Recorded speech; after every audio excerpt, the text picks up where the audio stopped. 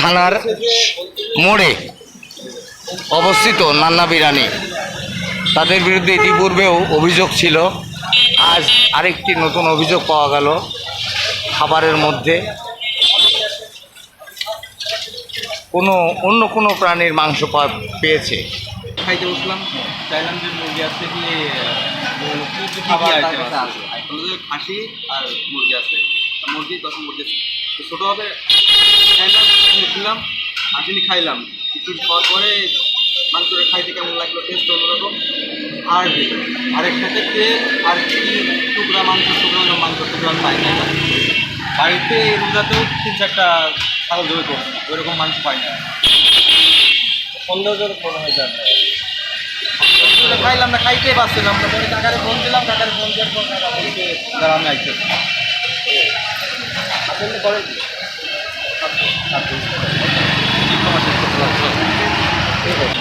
এই নান্না বিরিয়ানিতে খাবারের মধ্যে পাওয়া গেছে কিছু মাংস। সেই মাংসটি একটু অখাদ্য জাতীয় মাংস ছিল।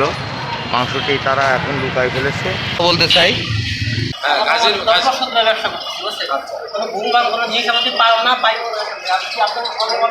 আমি নিজে খাইতেছি, আপনারা দেখেন। নান্না বিরিয়ানি হাউস এই একই নামে কতগুলো বলতেছেন? মেলাগুলো শাখা দেখি, এখানে আমাদের 4টি শাখা আছে নান্না বিরিয়ানি। একই মালিকের।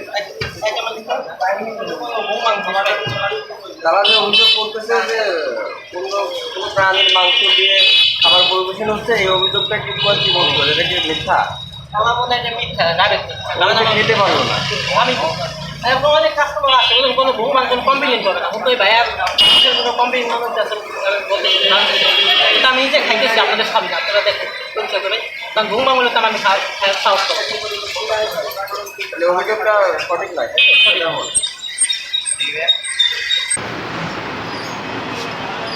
তোমাকে ভাই শুধু না অন্য কি আইটেম আছে?